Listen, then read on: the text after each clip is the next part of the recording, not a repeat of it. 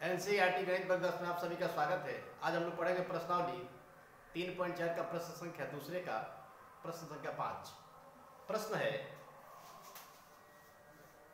किराए पर पुस्तक देने वाली किसी पुस्तकालय का प्रथम 3 दिनों का नियत किराया है तथा उसके बाद प्रत्येक अतिरिक्त दिन का अलग किराया है। सरिता ने 7 दिनों तक एक पुस्तक रखने के लिए 27 रुपये अदा किए, जबकि सुशी ने एक पुस्तक 5 दिनों तक रखने के लिए 21 रुपये अदा किए। तो पुस्तक का नियत किराया तथा प्रत्येक दिन का अतिरिक्त किराया ज्ञात करें।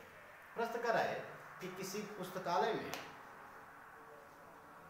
पुस्तक जो देने का जो नियम है उसमें है कि 3 दिनों तक आपसे एक नियत किराया लिया जाएगा और उसके बाद से जितने दिन आप अतिरिक्त रखेंगे उसके लिए अलग से अतिरिक्त चार्ज किया जाएगा। तो सरिता ने 7 दिनों तक एक पुस्तक को रखा है जिसका किराया उसने 27 रुपये अदा किया है, और सुशी ने पुस्तक को 5 दिनों तक रखना है जिसका नियत किराया और अतिरिक्त किराया मिला करके उसने 21 रुपया अदा किए हैं। तो कह रहा है कि उस पुस्तकालय के नियत किराया कितना है और फिर प्रत्येक दिन का अतिरिक्त किराया कितना है। यह प्रश्न को समझिएगा। प्रश्न कर रहा है कि सरिता ने 7 दिनों तक एक पुस्तक को रखने के लिए 27 रुपया अदा किए, और यहाँ पे कह रहा है कि प्रथम 3 दिनों का नियत है, यानी कि 7 में से अगर देखा जाए तो 3 दिनों का तो किराया वही होगा जो कि नियत है। तो 3 दिनों का किराया नियत है तो 4 दिन का और लगेगा। ठीक है, उसी प्रकार अगर सुशी के लिए देखा जाए तो 5 दिनों के उन्होंने पुस्तक किराया पे लिया है, तो 5 दिनों का पुस्तक किराया पे है तो 3 दिन का तो नियत पे चला गया और 2 दिन इसका अतिरिक्त हो रहा है। ठीक है, तो यहां पे हम मान लेते हैं कि माना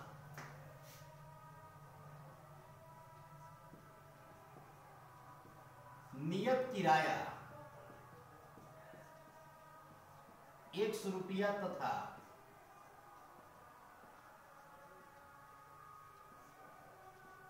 अतिरिक्त किराया y रुपया है। ठीक है, प्रश्न पढ़ को पहले हम समीकरण ज्ञात करते हैं। तो यहां पे लिख देंगे प्रश्न से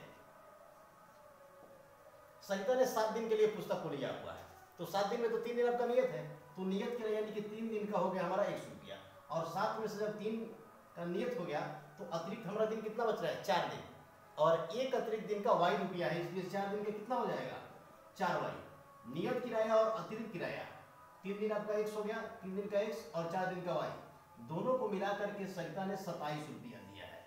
तो ये हो गया हमारा समीकरण फर्स्ट। उसी तरीके से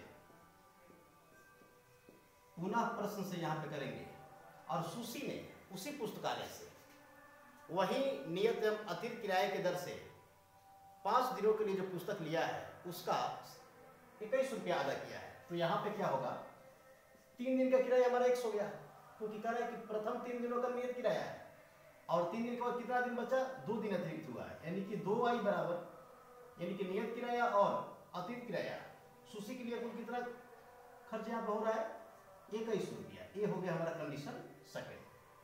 अब यहाँ पे किसी भी नियम से हम लोग समीकरण फर्स्ट एवं समीकरण सेकंड को हल कर सकते हैं। यहाँ पे कोई बॉन्ड नहीं है, तो यहाँ पे हम विलोपन विधि के द्वारा इन दोनों को हल करते हैं। लिखेंगे समीकरण फर्स्ट में से समीकरण सेकंड को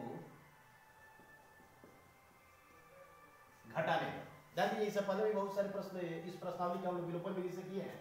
उसी तरीके से पहले समीकरण फर्स्ट लिखते हैं, x प्लस 4y बराबर 27, समीकरण फर्स्ट हो गया। x माइनस से x प्लस 2y बराबर क्या हो जाएगा हमारा 21 हो जाएगा। घटाने क्रम में क्या होता है, समीकरण का जो चिन्ह होता है वह बदल जाता है, प्लस होगा तो माइनस हो जाएगा, माइनस होगा तो प्लस हो जाएगा। x में से x खत्म हो गया, 4y में से 2y घट गया तो बच गया हमारा 2y, और 27 में से 21 घटेगा तो बचेगा 6।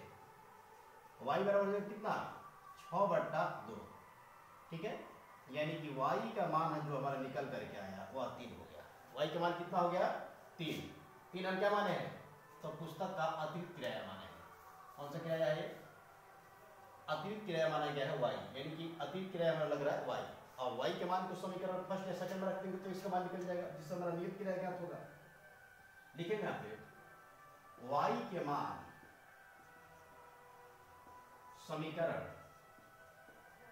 फर्स्ट में रखने पे, तो समीकरण फर्स्ट क्या है, x प्लस 4y बराबर 27। तो x प्लस से 4 अगुणे y का मान कितना है 3 है, बराबर हो जाएगा 27, यानी कि x प्लस 12 बराबर हो गया 27, इसलिए x बराबर क्या हो जाएगा 27 माइनस 12, यानी कि x का मान आ गया हमारा 15। इस प्रकार हम लोग यहाँ पे देख सकते हैं कि जो नियत किराया माने हैं, यानी कि 3 दिन का कितना हो गया हमारा 15 रुपया, नियत किराया x आ गया और अतिरिक्त किराया कितना आ गया y आ गया। इस प्रकार हम लोग आसानी से इस प्रश्न को,